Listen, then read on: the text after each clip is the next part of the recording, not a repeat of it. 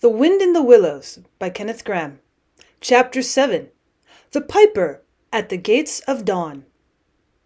The willow wren was twittering his thin little song, hidden himself in the dark selvage of the river bank. Though it was past 10 o'clock at night, the sky still clung to and retained some lingering skirts of light from the departed day, and the sullen heats of the torrid afternoon broke up and rolled away at the dispersing touch of the cool fingers of the short midsummer night. Mole lay stretched on the bank, still panting from the stress of the fierce day that had been cloudless from dawn to late sunset, and waited for his friend to return. He had been on the river with some companions, leaving the water-rat free to keep an engagement of long standing with Otter, and he had come back to find the house dark and deserted, and no sign of Rat, who was doubtless keeping it up late with his old comrade. It was still too hot to think of staying indoors, so he lay on some cool dock leaves and thought over the past day and its doings, and how very good they all had been. The rat's light footfall was presently heard approaching over the parched grass. "Oh, the blessed coolness," he said, and sat down, gazing thoughtfully into the river, silent and preoccupied. "You stayed to supper, of course," said the mole presently. "Simply had to," said the rat. "They wouldn't hear of my going before. You know how kind they always are, and they made things as jolly for me as ever they could, right up to the moment I left. But I felt a brute all the time, as it was clear to me they were very unhappy, though they tried to hide it. Mole, I'm afraid they're in trouble.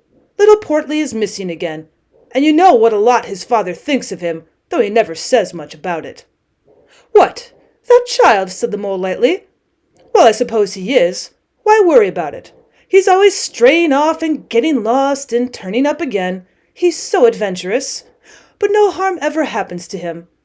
Everybody hereabouts knows him and likes him, just as they do old Otter, and you may be sure some animal or other will come across him and bring him back again all right. Why, we found ourselves miles from home and quite self-possessed and cheerful." "Well, yes, but this time it's more serious," said the rat gravely. "He's been missing for some days now, and the otters have hunted everywhere, high and low, without finding the slightest trace. And they've asked every animal, too, for miles around, and no one knows anything about him. Otter's evidently more anxious than he'll admit. I got out of him that young Portly hasn't learned to swim very well yet, and I can see he's thinking of the weir. There's a lot of water coming down still, considering the time of the year, and the place always had a fascination for the child. And then there are, well, traps and things, you know. Otter's not the fellow to be nervous about any son of his before it's time. Now he is nervous. When I left, he came out with me, said he wanted some air and talked about stretching his legs. But I could see it wasn't that, so I drew him out and pumped him and got it all from him at last. He was going to spend the night watching by the ford. You know the place where the old ford used to be, in bygone days before they built the bridge?" "Oh, I know it well," said the mole. "But why should Otter choose to watch there?" "Well, it seems that there he gave Portly his first swimming lesson," continued the rat, "from that shallow gravelly spit near the bank. And it was there he used to teach him fishing, and there young Portly caught his first fish, of which he was so very proud. The child loved the spot, and Otter thinks that if he came wandering back from wherever he is, if he is anywhere by this time, poor little chap, he might make for the ford he was so fond of. Or if he came across it, he'd remember it well, and stop there and play, perhaps. So Otter goes there every night and watches. On the chance, you know. Just on the chance." They were silent for a time, both thinking of the same thing, the lonely heart-sore animal crouched by the ford, watching and waiting the long night through on the chance. "Well, well," said the rat presently. "Well, I suppose we ought to be thinking about turning in." But he never offered to move. "Rat," said the mole, "I simply can't go and turn in and go to sleep, and do nothing, even though there doesn't seem to be anything to be done. We'll get the boat out and paddle upstream. The moon will be up in an hour or so, and then we'll search as well as we can. Anyhow, it will be better than going to bed and doing nothing." "Just what I was thinking myself," said the rat. "It's not the sort of night for bed anyhow, and daybreak is not so very far off, and then we may pick up some news of him from early risers as we go along." They got the boat out, and the rat took the sculls paddling with caution. Out in midstream, there was a clear, narrow track that faintly reflected the sky. But wherever shadows fell on the water from bank, bush, or tree, they were as solid to all appearance as the banks themselves, and the mole had to steer with judgment accordingly. Dark and deserted as it was, the night was full of small noises, song and chatter and rustling, telling of the busy little population who were up and about, plying their trades and vocations through the night till sunshine should fall on them at last and send them off to their well-earned repose. The water's own noises, too, were more apparent than by day, its gurglings and cloops more unexpected and near at hand, and constantly they were started at what seemed a sudden clear call from an actual, articulate voice. The line of the horizon was clear and hard against the sky, and in one particular quarter it showed black against a silvery, climbing phosphorescence that grew and grew. At last, over the rim of the waiting earth, the moon lifted with slow majesty till it swung clear of the horizon and rode off, free of moorings. And once more they began to see surfaces, meadows wide spread and quiet gardens, and the river itself from bank to bank, all softly disclosed, all washed clean of mystery and terror, all radiant again as by day, but with a difference that was tremendous. Their old haunts greeted them again in other raiment, as if they'd slipped away and put on this pure new apparel and come quietly back, smiling as they shyly waited to see if they would be recognized again under it. Fastening their boat to a willow, the friends landed in this silent silver kingdom, and patiently explored the hedges, the hollow trees, the runnels, and their little culverts, the ditches and dry waterways.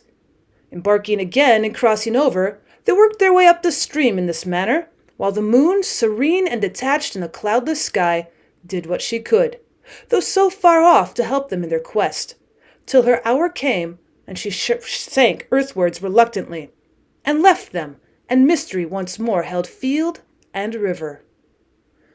Then a change began slowly to declare itself. The horizon became clearer, field and tree came more into sight, and somehow with a different look. The mystery began to drop away from them. A bird piped suddenly and was still, and a light breeze sprang up and set the reeds and bulrushes rustling.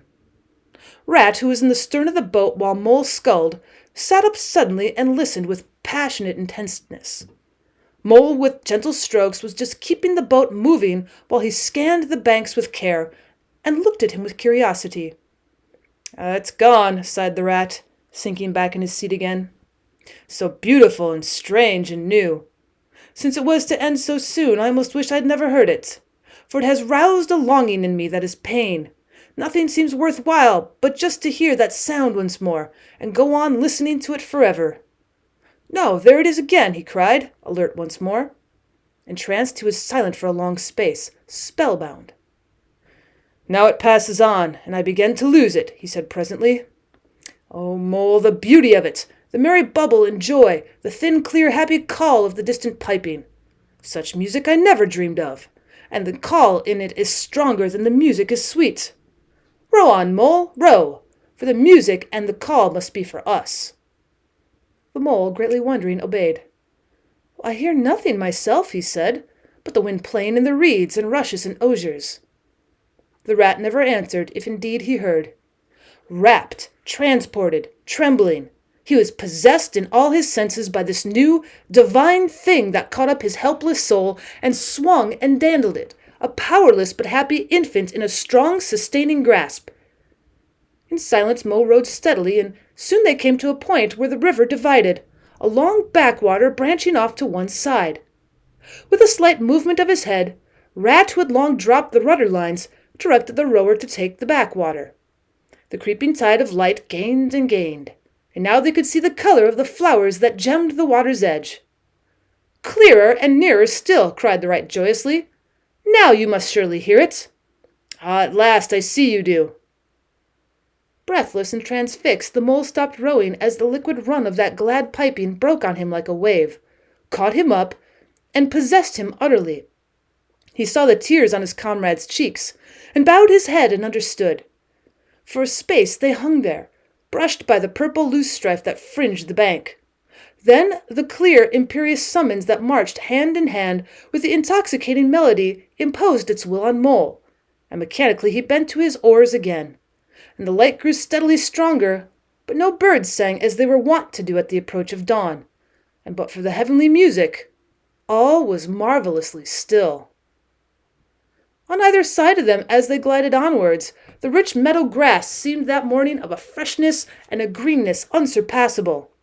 Never had they noticed the roses so vivid, the willow herbs so riotous, the meadow sweet so odorous and pervading.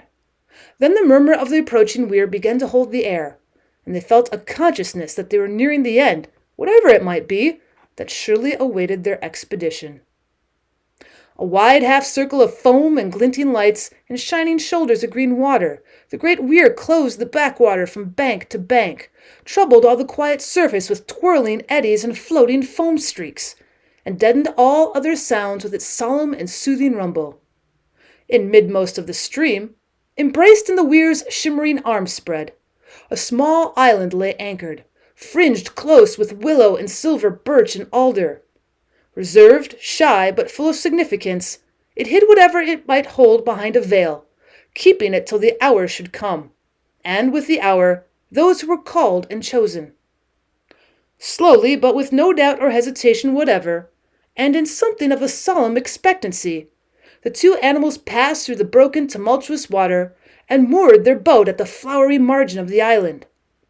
In silence they landed and pushed through the blossom and scented herbage and undergrowth that led up to the level ground, till they stood on a little lawn of a marvelous green, set round with nature's own orchard trees, crab-apple, wild cherry, and sloe. "This is the place of my song-dream, the place the music played to me," whispered the rat, as if in a trance. "Here in this holy place, here if anywhere, surely we shall find him." Then suddenly the mole felt a great awe fall upon him, an awe that turned his muscles to water, bowed his head, and rooted his feet to the ground. It was no panic terror. Indeed, he felt wonderfully at peace and happy. But it was an awe that smote and held him, and without seeing, he knew it could only mean that some august presence was very, very near. With difficulty he turned to look for his friend, and saw him at his side, cowed, stricken, and trembling violently. And still there was utter silence in the populous bird-haunted branches around them. And still the light grew and grew. Perhaps he would never have dared to raise his eyes, but that though the piping was now hushed, the call and the summons seemed still dominant and imperious. He might not refuse, were death himself waiting to strike him instantly, once he had looked with mortal eye on things rightly kept hidden. Trembling he obeyed, and raised his humble head.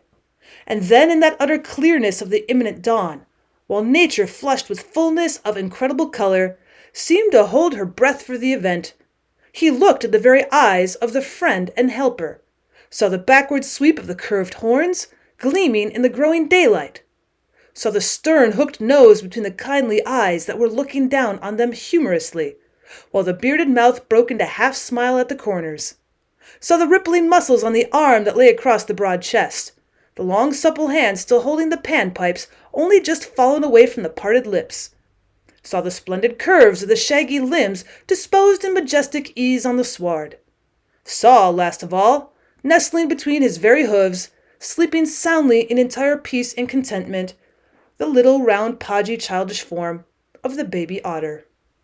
All this he saw for one moment breathless and intense, vivid on the morning sky, and still as he looked, he lived, and still as he lived, he wondered.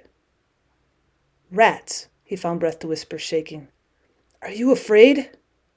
"Afraid," murmured the rat, his eyes shining with unutterable love. "Afraid of him? Oh, never! Never! And yet, oh, Mole, I am afraid." Then the two animals, crouching to the earth, bowed their heads and did worship. Sudden and magnificent, the sun's broad golden disk showed itself over the horizon facing them, and the first rays shooting across the level water meadows took the animals full in the eyes and dazzled them. When they were able to look once more, the vision had vanished, The air was full of the carol of birds that hailed the dawn. As they stared blankly in dumb misery, deepening as they slowly realized all they had seen and all they had lost, a capricious little breeze dancing up from the surface of the water tossed the aspens, shook the dewy roses, and blew lightly and caressingly in their faces. And with its soft touch came instant oblivion. For this is the last best gift that the kindly demigod is careful to bestow on those to whom he has revealed himself in their helping. The gift of forgetfulness. Lest the awful remembrance should remain and grow, and overshadow mirth and pleasure, and the great haunting memory should spoil all the afterlives of little animals helped out of difficulties, in order that they should be happy and light-hearted as before. Mole rubbed his eyes and stared at Rat, who was looking about him in a puzzled sort of way. I beg your pardon. What did you say, Rat?" he asked. "I think I was only remarking," said Rat slowly, "that this was the right sort of place, and that here if anywhere we should find him. And look, why, there he is, the little fellow!" And with a cry of delight he ran towards the slumbering Portly. But Mole stood still a moment, held in thought. As one wakened suddenly from a beautiful dream, who struggles to recall it, and can recapture nothing but a dim sense of the beauty of it. The beauty! Till that too fades away in its turn, and the dreamer bitterly accepts the hard cold waking and all its penalties. So Mole, after struggling with his memory for a brief space, shook his head sadly, and followed the Rat. Portly woke up with a joyous squeak, and wriggled with pleasure at the sight of his father's friends, who had played with him so often in past days. In a moment, however, his face grew blank, and he fell to hunting round in a circle with a pleading whine. As a child that has fallen happily asleep in its nurse's arms, and wakes to find itself alone and laid in a strange place, and searches corners and cupboards, and runs from room to room, despair growing silently in its heart. Even so Portly searched the island, and searched, dogged and unwearying, till at last the black moment came for giving it up, and sitting down and crying bitterly. The Mole ran quickly to comfort the little animal, but Rat, lingering, looked long and doubtfully at the certain hoof marks deep in the sward. "Well, some great animal has been here," he murmured slowly and thoughtfully, and stood musing, his mind strangely stirred. "Come along, Rat," called the Mole. "Think of poor Otter waiting up there by the ford." Portly had soon been comforted by the promise of a treat, a jaunt on the river in Mr. Rat's real boat, and the two animals conducted him to the waterside, placed him securely between them on the bottom of the boat, and paddled off down the backwater. The sun was fully up by now, and hot on them. Birds sang lustily and without restraint, and flowers smiled and nodded from either bank. But somehow, so thought the animals, with less of richness and blaze of color than they seemed to remember seeing quite recently somewhere. They wondered where. The main river reached again. They turned the boat's head upstream, towards the point where they knew their friend was keeping his lonely vigil. As they drew near the familiar ford, the Mole took the boat into the bank, and they lifted Portly out and set him on his legs on the towpath, gave him his marching orders and a friendly farewell pat on the back, and shoved off into midstream. They watched the little animal as he waddled along the path contentedly and with importance, watched him till they saw his muzzle suddenly lift and his waddle break into a clumsy amble as he quickened his pace with shrill whines and wriggles of recognition. Looking up the river, they could see Otter start up, tense and rigid, from out of the shadows where he crouched in dumb patience, and could hear his amazed and joyous bark as he bounded up through the osiers onto the path. Then the Mole, with strong pull on one oar, swung the boat round and let the full stream bear down on them again, whether it would, their quest now happily ended. "I feel strangely tired, Rat," said the Mole, leaning wearily over his oars as the boat drifted. "It's been up all night, you'll say, perhaps, but that's nothing. We do as much half the nights of the week at this time of the year. No, I feels I've been through something very exciting and rather terrible, and it was just over. And yet nothing particular has happened." "Or something very surprising and splendid and beautiful," murmured the Rat, leaning back and closing his eyes. "I feel just as you do, Mole. Simply dead tired, though not body tired. It's lucky we've got the stream with us to take us home. Isn't it jolly to feel the sun again, soaking into one's bones, and hark to the wind playing in the reeds? It's like music. Faraway music, said the mole, nodding drowsily. So I was thinking, murmured the rat, dreamful and languid. Dance music, the lilting sort that runs on without a stop, but with words in it too. It passes into words and out of them again. I catch them at intervals. Then it is dance music once more, and then nothing but the reed's soft, thin whispering. Well, you hear better than I, said the mole sadly. I cannot catch the words. Let me try and give you them, said the rat softly, his eyes still closed. Now it is turning into words again, faint but clear. Lest the awe should dwell, and turn your frolic to fret. You shall look on my power at the helping hour, but then you shall forget. Now the reeds take it up. Forget, forget, they sigh, and it dies away in a rustle and a whisper. Oh, then the voice returns. Lest limbs be reddened and rent, I spring the trap that is set. As I loose the snare you may glimpse me there, for surely you shall forget. Row nearer, mole, nearer to the reeds. It is hard to catch, and it grows each minute fainter. Helper and healer I cheer, small waifs in the woodland wet. Strays I find in it, wounds I bind in it, bidding them all to forget. Nearer, mole, nearer. No, it's no good. The song has died away into reed talk. But what do the words mean? Asked the wondering mole. Well, that I do not know, said the rat simply. I passed them on to you as they reached me. Ah, now they return again, this time full and clear. This time at last it is the real, the unmistakable thing, simple, passionate, perfect. Well, let's have it then, said the mole, after he had waited patiently for a few minutes, half dozing in the hot sun. But no answer came. He looked and understood the silence. There was a smile of much happiness on his face, and something of a listening look still lingering there. The weary rat was fast asleep.